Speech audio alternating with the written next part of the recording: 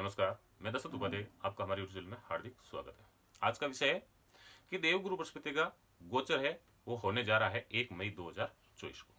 अब 1 मई 2024 को यानी दोपहर के 2:29 यानी 2:30 बजे देवगुरु बृहस्पति है वो मेष राशि से निकल करके द्वितीय गुरु शुक्र की राशि वृषभ राशि के अंदर विराजमान हो जाएंगे। और देवगुरु बृहस्पति का जो गोचर माना गया है वो अपने जगह पर बहुत अहम भूमिका निभाता है।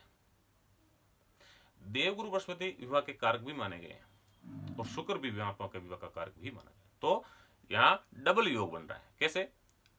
एक तो देवगुरु बृहस्पति और एक शुक्र की राशि यानी वृषभ राशि, क्योंकि वृषभ राशि का जो स्वामी है शुक्र है। तो द्वितीय गुरु की जो राशि शुक्र मानी गई है उसके अंदर इनका गोचर आना, तो यहाँ पर दोहरा लाभ बन गया, डबल का योग बन गया। तो यहाँ पर 101% ये जो वृषभ राशि है इनका विवाह का योग प्रबल बनेगा। यहाँ पर मैं मुख्य रूप से 4 राशियों का मैं यहाँ पर चर्चा करने जा रहा हूँ और इसके अलावा 2 राशियां और भी मानी गई है, उनका भी विवाह का योग बनेगा। टोटल 6 राशियों का बनता है। 4 का प्रबल बनेगा और 2 को थोड़े मेहनत करने के बाद। और इसके अलावा ये भी बात नहीं है कि ये 6 राशियां ही विवाह के बंधन में बनेगी इस साल, वो नहीं माना गया है। यहाँ पर 12 राशियां हैं, 12 की 12 राशियां भी विवाह के योग में बंध सकती है, लेकिन शर्त एक रहती है। शर्त यह है कि आपका जो 7th हाउस यानी 7वें घर का जो भाव माना गया है उसका अधिपति, उनका ग्रह, उसका स्वामी अगर उनकी अंतर्दशा, महादशा, प्रत्युंतर दशा या फिर सूक्ष्म दशा भी अगर चालू है अभी वर्तमान में, तो विवाह का योग प्रबल बन रहा है। दूसरे में शर्त यह मानी गई है कि अगर आपकी कुंडली के अंदर कोई दोष नहीं होना चाहिए। अब दोष कई प्रकार के हो सकते हैं। आपका 7वां भाव है वो जो पीड़ित हो सकता है। अब पीड़ित कैसे? या तो उस पर पापी ग्रहों की दृष्टि पड़ जाती है, ज्यादा पापी ग्रहों की, तब भी विवाह में अड़चने, बाधाएं, रुकावटें और देरी होती है। या फिर आपके 7वें घर का जो मालिक है वो अगर कहीं पाप करते में नहीं फंस गया है, या फिर वो कहीं आपके नीच राशि के अंदर तो नहीं बैठ गया है, जिस कारण से भी विवाह के अंदर देरी हो जाती है, अड़चने, बाधाएं, रुकावटें बनने का ये एक प्रबल योग बन जाता है कि इस कारण से इनके विवाह के अंदर देरी होती है। या फिर आपकी कुंडली जो मांगलिक बन जाती है तो भी विवाह के अंदर देरी आती है, रुकावटें आती है, बाधाएं आती है। यहाँ तक कि आपके घर के परिवार वाले भी आपके विवाह को लेकर, आपकी शादी को लेकर के उसमें भी बाधाएं, अड़चने उत्पन्न करना शुरू कर देते हैं। तो जो भी हमारी इस वीडियो पर पहली बार आए हैं वो कृपया करके हमारे इस चैनल को सब्सक्राइब कर दे, वीडियो लाइक कर दे, वीडियो अपने दोस्तों के साथ शेयर करना नहीं भूलेंगे।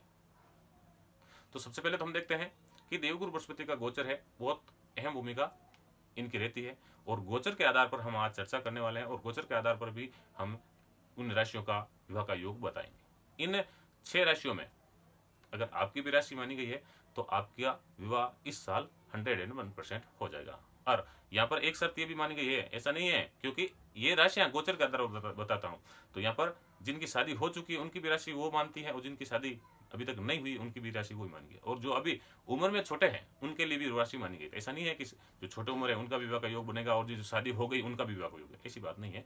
जो विवाह योग्य हो चुके हैं, विवाह इनकी करने की अभी इच्छा है, इच्छुक है, उनका योग बता रहा हूँ और गोचर के आधार पर इनका विवाह का योग प्रबल बनेगा। तो एक तो वृषभ राशि हो गई, वृषभ राशि का विवाह का योग प्रबल बनता है और इनकी जो दृष्टियां मानी गई देवगुरु बृहस्पति की वो 3 दृष्टियां प्रबल मानी गई है और वो अमृतमय दृष्टियां हैं, और जहां पर इनकी दृष्टि पड़ जाती है उस ग्रह का विवाह का योग यहाँ पर प्रबल बन जाता है। तो यहाँ पर जिनकी जो 5वीं दृष्टि, 7वीं दृष्टि और एक है 9वीं दृष्टि, ये 3 दृष्टियां प्रबल मानी गई, ये अमृतमय दृष्टियां हैं। और 5वीं दृष्टि 6 नंबर के अंक पर पड़ रही है, 2 नंबर पर बैठ करके, या 2 नंबर वृषभ राशि से 6 नंबर का अंक यानी कन्या राशि, तो कन्या राशि पर इनका नजर पड़ रही है, इनकी दृष्टि पड़ रही है, तो यहाँ पर कन्या राशि का विवाह का योग प्रबल बनेगा। और इनकी जो 7वीं दृष्टि है, जो 2 नंबर का अंक यानी वृषभ राशि से बैठ करके 7वीं दृष्टि है, वो 8 नंबर के अंक पर पड़ रही है और 8 नंबर का अंक वृश्चिक राशि मानी गई और वृश्चिक राशि का यहाँ पर विवाह का योग प्रबल बन रहा है। और 2 नंबर अंक यानी जो वृषभ राशि है वहां से बैठ करके देवगुरु बृहस्पति है वो 9वीं दृष्टि है, वो 10 नंबर के अंक पे डालेंगे, तो 10 नंबर अंक मकर राशि, तो यहाँ पर मकर राशि का भी विवाह का योग प्रबल। ये तो 4 राशियां भाग्यशाली राशियां मानी गई है जिनका विवाह का योग प्रबल बन रहा है। इनके अलावा 2 राशियां और है जिनको थोड़ी मेहनत करने के बाद इनका विवाह का योग प्रबल बनता है, और वो 2 राशियां कौन सी है? जैसे 6 नंबर का कौन सा था? कन्या राशि, और कन्या राशि के विवाह भाव के अंदर कौन सी राशि बैठी है? 12 नंबर का अंक लिखा है, और 12 नंबर अंक मीन राशि का। तो यहाँ पर मीन राशि का भी विवाह का योग प्रबल बन रहा है।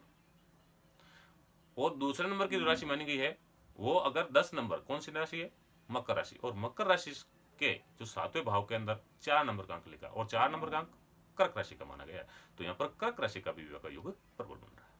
तो 2 राशियां हैं जिनको थोड़ा मेहनत करने के बाद में विवाह का योग प्रबल बनता है और 4 राशियों का प्रबल योग बन रहा है। अब शर्त यही है कि आपकी राशि के अंदर, आपकी कुंडली के अंदर कोई प्रकार का दोष नहीं हो, तो आपका विवाह योग इस समय, इस साल 2024 में और 2025 के अंदर प्रबल बनने वाला है। अगर किसी प्रकार का अगर कोई दोष है तो आप अपनी कुंडली से हम हमारे से परामर्श करवा सकते हैं, या फिर आपके आसपास कोई भी पंडित है जो कुंडली के बारे में कुछ जानते हैं, उनको बता करके जो वो उपाय बताते हैं वो उपाय आप कर सकते हैं। तो आपका विवाह का योग यहाँ पर प्रबल बन जाता है। अब कई उपाय माने गए हैं, तो जो उपाय सब करते हैं परंतु उनमें से सबको वो लाभ नहीं मिलता। क्यों नहीं मिलता? क्योंकि आपकी कुंडली के अंदर दोष क्या है और आप कौन सा उपाय कर रहे हैं। विवाह का उपाय तो है, पर तो आपकी कुंडली के आधार पर वो विवाह का योग या जो विवाह का जो उपाय है वो आपकी कुंडली के अनुसार सटीक नहीं बैठ रहा, इसलिए आपका विवाह नहीं हो रहा है। जिसके वो सटीक बैठेगा उनका विवाह हो जाएगा। इसलिए सबसे पहले तो यही बता देता हूं कि आप अपनी कुंडली का विश्लेषण जरूर करवा दीजिएगा। आपकी कुंडली के आधार पर अगर आप उपाय करते हैं तो आपका विवाह का योग प्रबल बनता है।